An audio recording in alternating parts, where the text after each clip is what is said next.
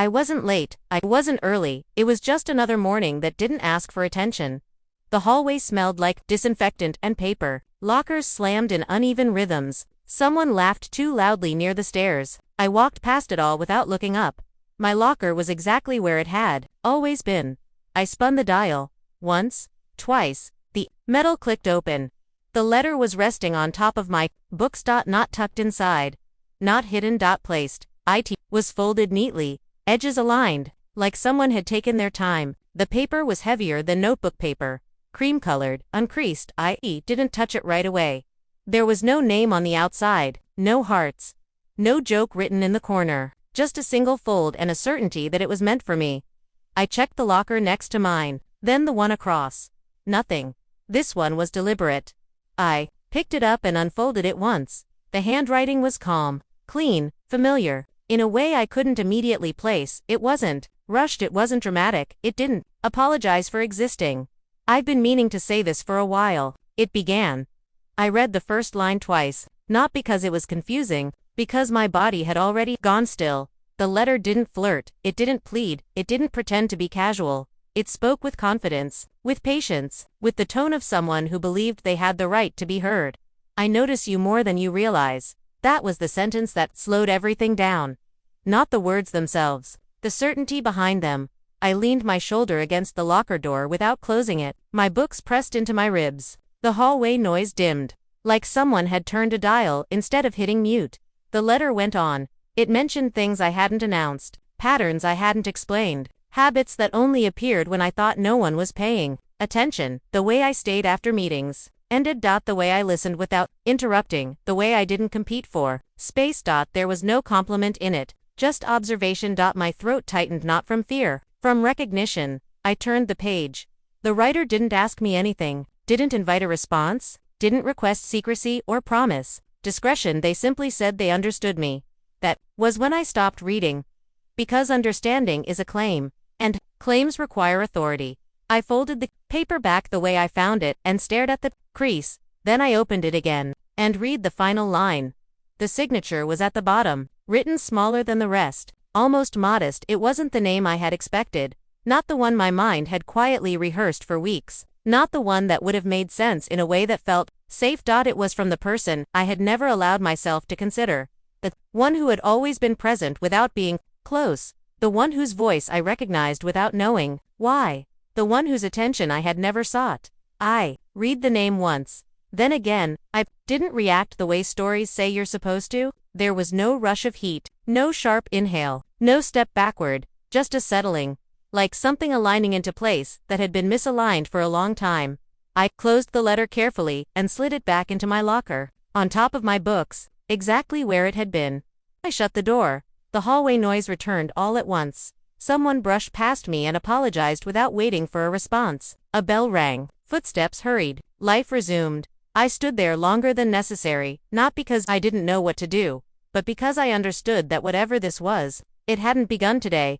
This letter wasn't an impulse. It wasn't a risk taken in a moment of courage. It was the result of watching, of waiting. I walked to my first class and sat in the same seat I always chose. Second row, near the aisle, close enough to listen, far enough not to be noticed. The room filled slowly. I didn't look up when the door opened. I didn't need to. I recognized the shift in the air instead. A presence settling into its usual place, a chair pulled out, a bag set down with quiet precision.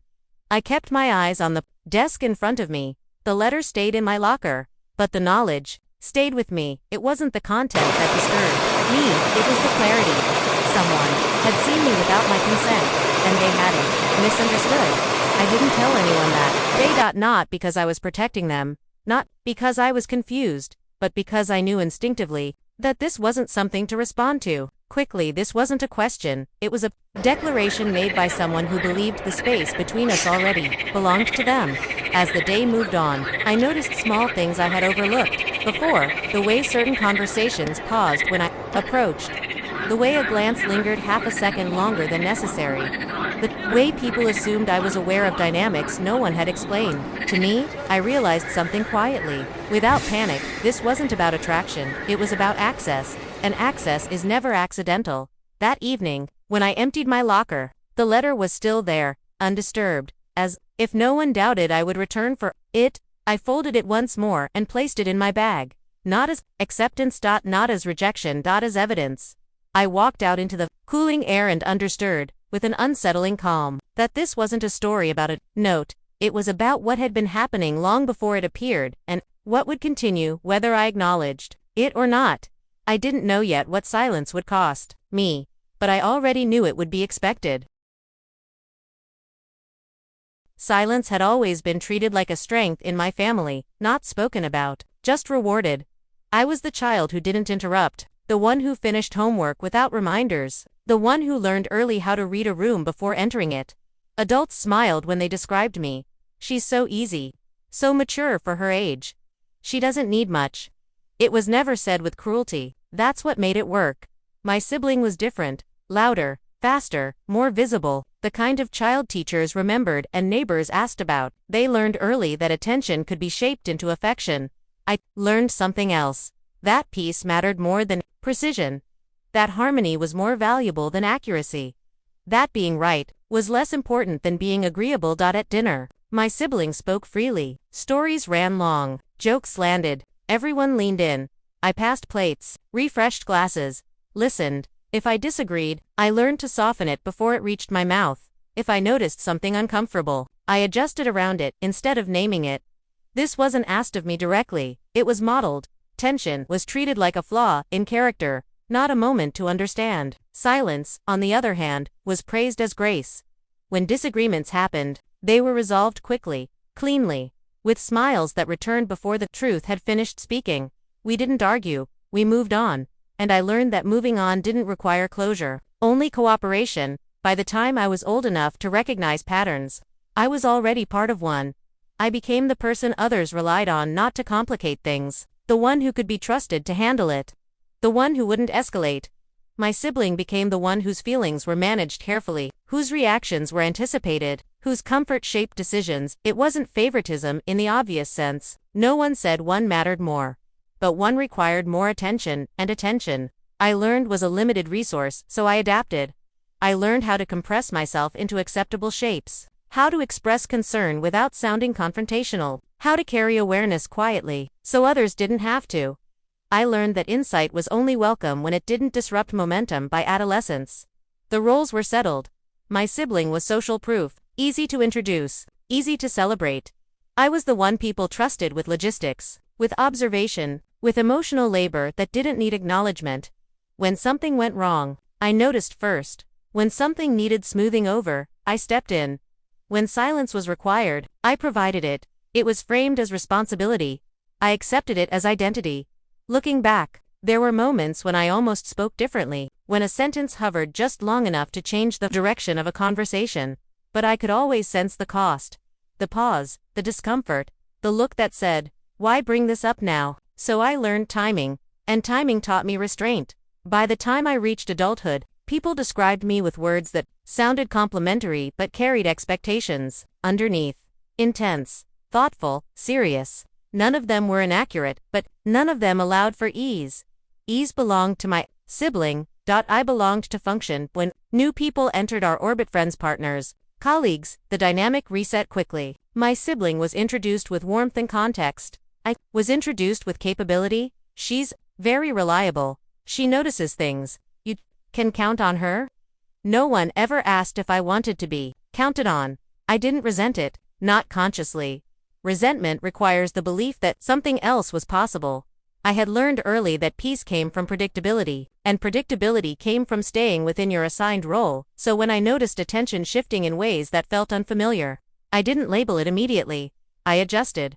I assumed it was coincidence, or misinterpretation, or my own tendency to overobserve. That's what silence teaches you: to doubt your clarity before questioning the environment. The letter in the locker hadn't appeared in a vacuum.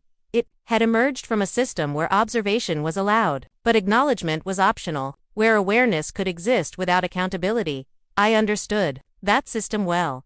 I had helped maintain it, and that realization sat quietly with me as days passed. I noticed how easily people assumed I would understand, without explanation, how often I was included late, informed last, expected to adapt. I noticed how often my sibling was protected from discomfort. I absorbed without comment. And I noticed something else, more subtle. The letter's author hadn't crossed a boundary impulsively.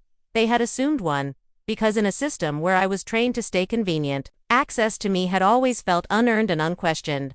That understanding didn't make me angry, it made me still, because roles that go unchallenged don't disappear. They evolve. And somewhere between childhood and now, mine had shifted from invisible support to quiet availability. Not demanded, just expected.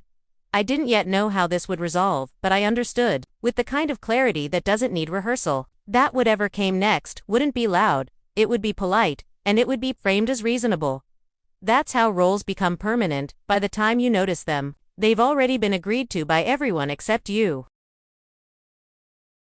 By the time everything felt different, nothing had technically changed. That's how it usually happens. The routines stayed intact. The group chats remained active. Invitations still came. Just later, decisions were still shared. Just after they'd been made, no one announced a shift, no one needed to. I could feel it in the pauses. In conversations that softened when I joined them. In glances that checked for my reaction before continuing. In the way my presence altered the temperature of a room without anyone naming it. I'd become something to manage. My sibling moved through these spaces easily. They always had. Their laughter filled gaps. Their reactions set the tone. People adjusted to them instinctively. I adjusted to everyone when schedules changed. I accommodated. When plans shifted, I understood. When explanations were vague, I filled in the blanks myself. That's what being observant trains you to do. The letter's author fit neatly into this ecosystem. They weren't obvious. They didn't demand attention. They didn't make public gestures or private scenes. They were steady, present, helpful in ways that looked generous from the outside, the kind of person people trusted without examining. Why? Their proximity to me was never remarked on. It didn't raise alarms. It didn't require permission. They had always been there, adjacent, not intimate, close enough to notice, distant enough to avoid scrutiny, and I had never given them a reason to think that noticing me was unwelcome. That's the part no one tells you. Silence can look like consent when people are already inclined to take. Small exclusions began quietly. Conversations continued without looping me in. Plans were referenced instead of shared. Decisions were summarized after the fact. Nothing major. Someone would say you didn't miss anything. And technically, they were right. Nothing was said. The outsider was the only one who noticed. They weren't part of my family, not tied to history or obligation. They had no reason to protect the system. They didn't ask questions, didn't warn me, didn't confront anyone. They just started sitting next to me more often, letting silences land instead of filling them, meeting my eyes when something went unspoken. It was subtle, but it mattered, because when you're used to being overlooked, being quietly seen feels different than attention. The letter remained unaddressed. Not because it had lost significance, but because responding to it would have acknowledged a dynamic I wasn't ready to legitimize. I didn't change my behavior to avoid the author. I didn't need to. They adjusted instead. Their presence became more calculated, less casual. They appeared where I already was instead of inviting me somewhere new. Observation without intrusion, at least. That's how it was framed. I noticed how others responded to them, how trust was extended without questions, how their interpretations were accepted as neutral, even when they shaped outcomes. When they spoke, people listened. When I noticed something quietly, I was expected to adapt. That contrast sharpened something in me. Not anger, recognition, roles had been assigned long ago. My sibling was protected, their emotions buffered, their missteps reframed as stress or misunderstanding. I was capable, reliable, expected to absorb nuance without needing support. The letter's author wasn't an outlier, they were an extension. Someone who understood the system and operated within it. Someone who recognized that access didn't need to be requested if it could be assumed, and assumptions are easier to maintain when no one challenges them. I started to sense what was coming. Not in a dramatic way. There were no warnings, no confrontations building toward a climax. Just a gradual repositioning. I was no longer central to decisions. I was adjacent, informed, included in theory. It was all very polite, and that's what made it effective. No one would have described what was happening as exclusion. That word would have felt too heavy, too accusatory. This was efficiency. This was simplification. This was keeping things smooth. The outsider noticed my withdrawal before anyone else. Did you don't have to make it easier for them? They said, once, quietly, not as advice, as observation. I didn't respond. Not because I disagreed, but because naming it would have made it real. And once something is real, it demands response. I wasn't ready for that yet. The letter's author began, speaking on my behalf in small ways. She's probably fine with it. She understands how this works. She wouldn't mind. They said it kindly, with confidence, as if familiarity granted authority. No one questioned it. Why would they? I had built a reputation on understanding without complaint. Correcting them would have disrupted the rhythm. It would have introduced friction where there had always been flow. And friction was something this system avoided at all costs. So I stayed quiet. And in that quiet, I felt the shape of what was coming. Not punishment. Not confrontation. Removal, the kind that happens gently, logically, with explanations that sound reasonable. When spoken aloud, I could already hear the language. It's just easier this way. We didn't want things to get complicated. This isn't personal. I knew enough to recognize the pattern. Because once you're seen as inconvenient, not disruptive, just inconvenient solutions are framed around minimizing your presence, not addressing the issue. And the issue was never the letter, it was the assumption that my role included access to me. I began preparing, without making a plan, not by distancing myself, not by collecting evidence or rehearsing responses, by paying attention, by letting the system reveal itself fully. Because silence, when chosen consciously, isn't absence. It's observation. And I wanted to see how far this would go, how easily I would be repositioned without anyone asking me if I agreed. Didn't take long. The invitation didn't come. Not directly.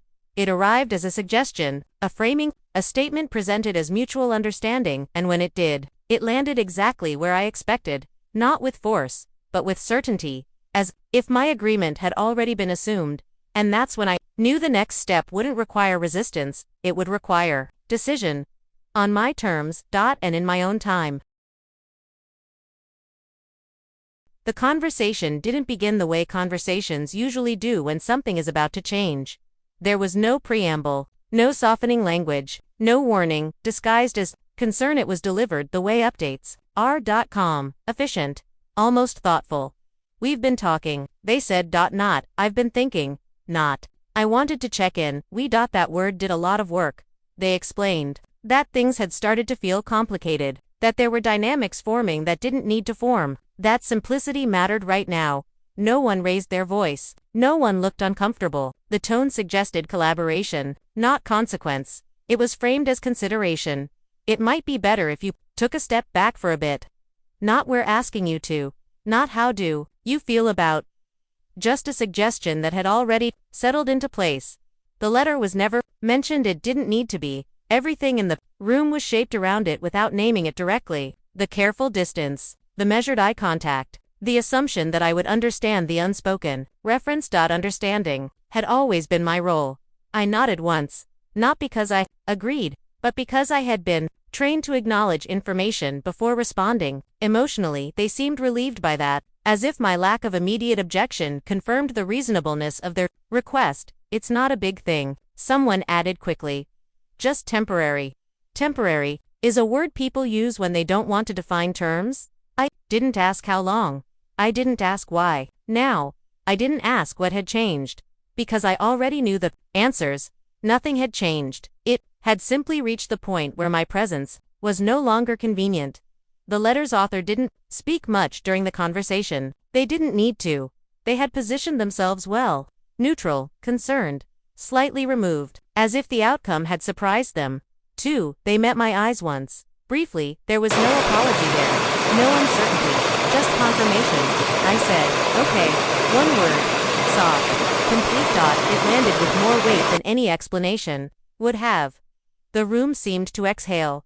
They thanked me for being understanding, for being mature, for making things easier. Language, I had heard my entire life. I didn't correct them. Correction would have implied disagreement, and disagreement would have suggested that this was a negotiation. It wasn't. It was a quiet removal executed through consensus I hadn't participated in. I stood up when the conversation ended, gathered my things, smiled when it was expected. No one tried to stop me. No one followed. That was the confirmation I needed.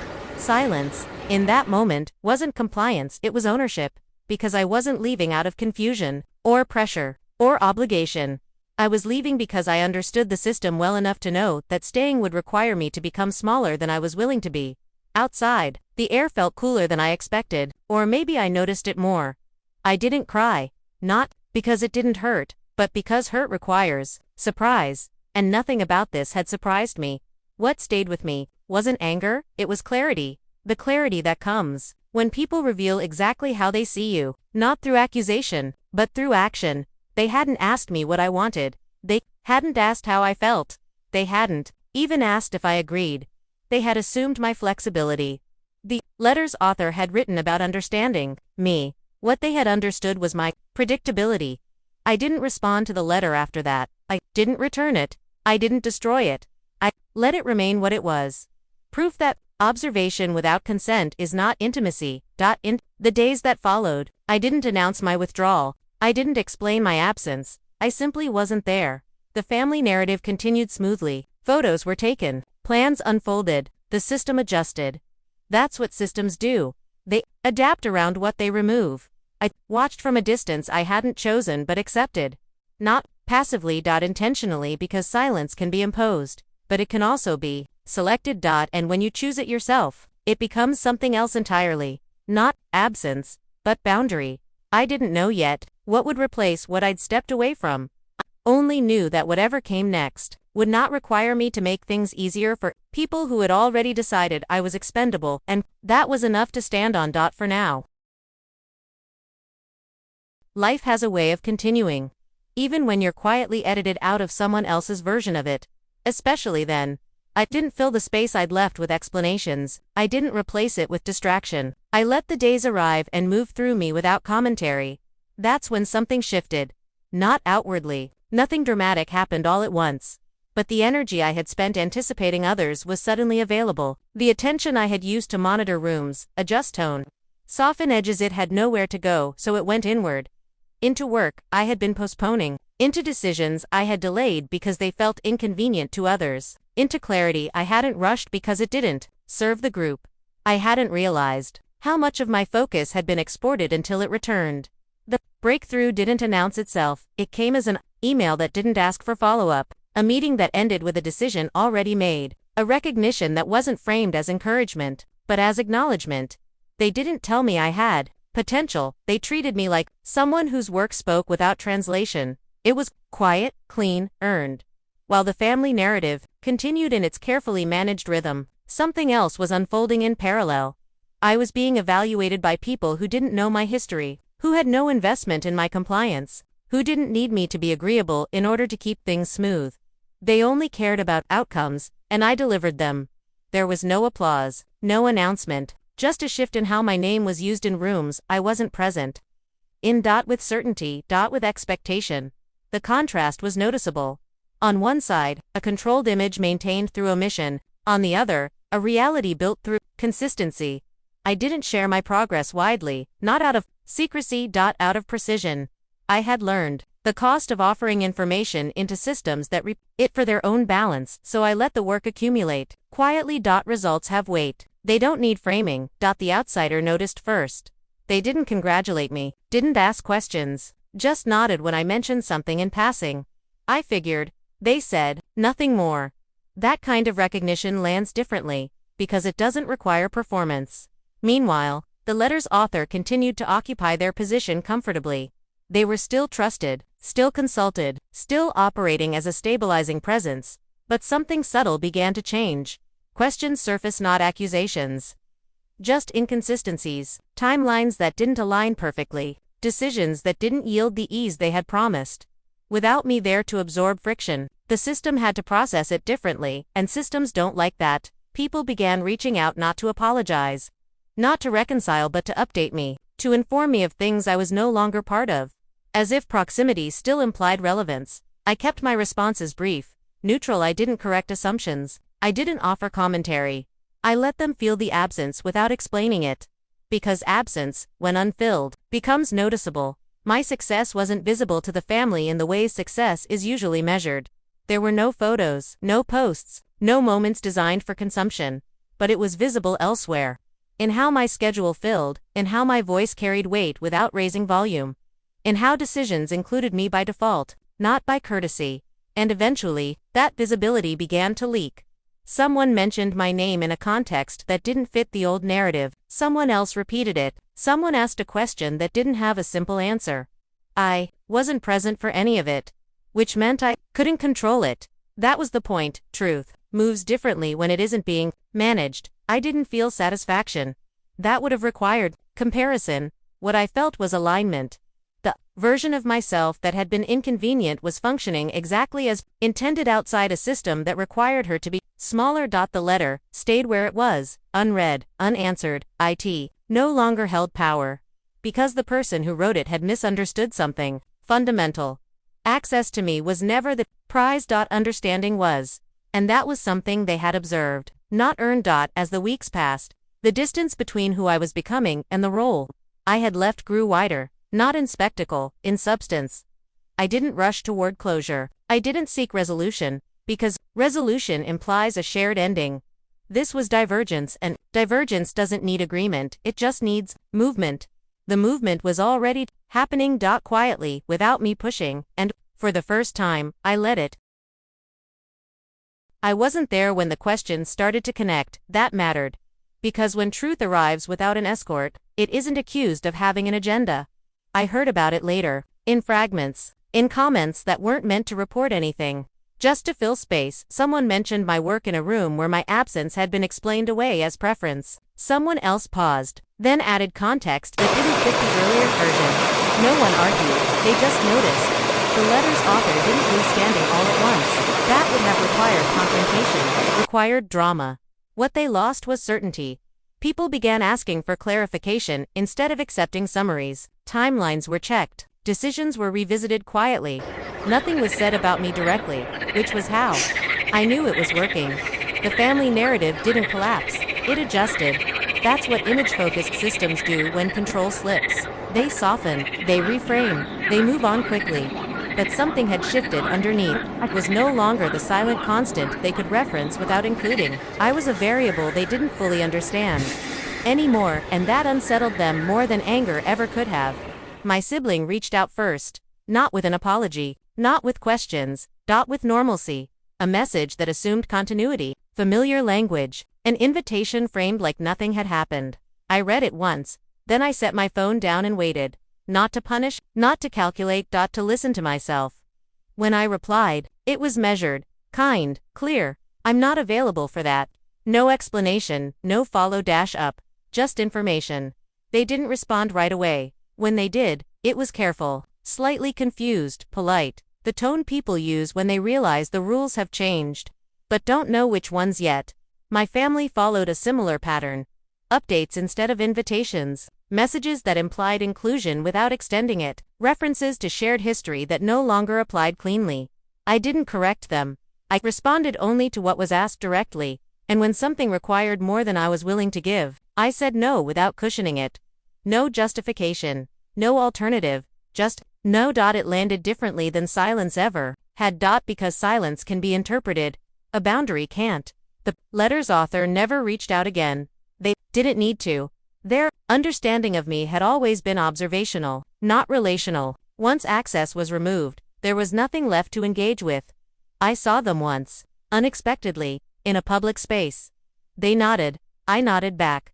That was all. No tension, no reconciliation, no unfinished business, just acknowledgement without entitlement, which was enough. What surprised me most wasn't how calmly everything resolved, it was how little I needed from the outcome. I didn't need an apology to feel validated. I didn't need anyone to admit wrongdoing, for my clarity to remain intact. Because the truth had surfaced in the only way that mattered without me carrying it. People now interacted with me differently. Not dramatically. More carefully. They listened longer, asked instead of assumed, waited for my response instead of filling the space for me, not because I had demanded respect, but because I had demonstrated limits. The work continued, steadily. Quietly, I kept building a life that didn't require permission to be fully occupied. A life where my presence was chosen, not absorbed. where understanding was mutual, not inferred. I thought once about the letter, how much weight it had carried in the beginning, how it had felt like a threat simply by existing. Now it felt small. Not because it had been wrong, but because it had revealed something accurately and still missed the point. Being seen is not the same as being known, and access is not intimacy. I didn't reclaim my place. I defined a different one, and in doing so, I didn't lose my family.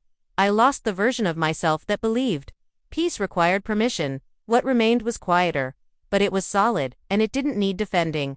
If this story resonated with you, share your thoughts in the comments and subscribe, because sometimes the quietest truth is the hardest to ignore.